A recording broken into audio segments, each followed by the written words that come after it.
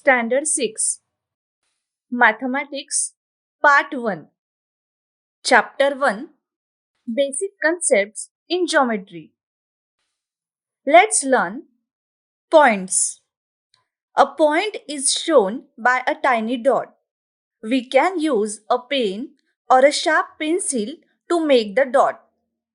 The dots in the rangoli are the symbols for points. A point can be given a name. Capital letters of the alphabet are used to name a point. The points P, A, and T are shown in the figure alongside. Line segments and lines. Take 2 points A and B on a sheet of paper and join them using a ruler. We get the straight line AB. Can we extend this line further on the side of point B? On the side of point A? How far can we extend it?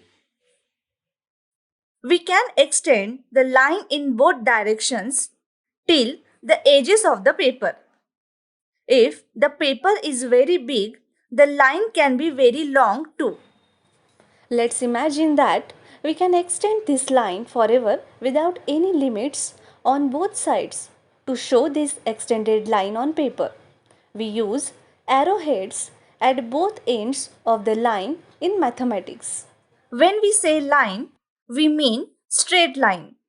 The first line that we drew was only from point A to point B.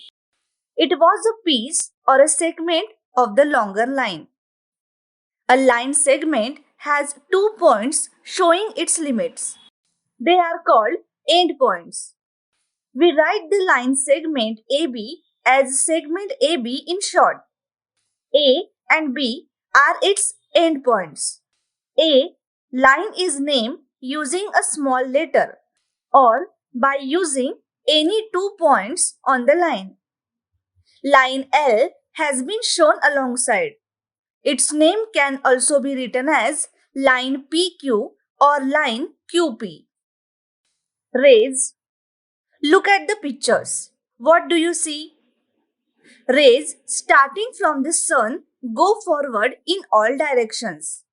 Light rays from the torch also start from a point and go forward continuously in one direction. A ray is a part of a line. It starts at one point and goes forward continuously in the same direction. The starting point of a ray is called its origin. Here, P is the origin. An arrowhead is drawn to show that the ray is infinite in the direction of Q. The figure can be read as ray PQ. The ray PQ is not read as ray QP.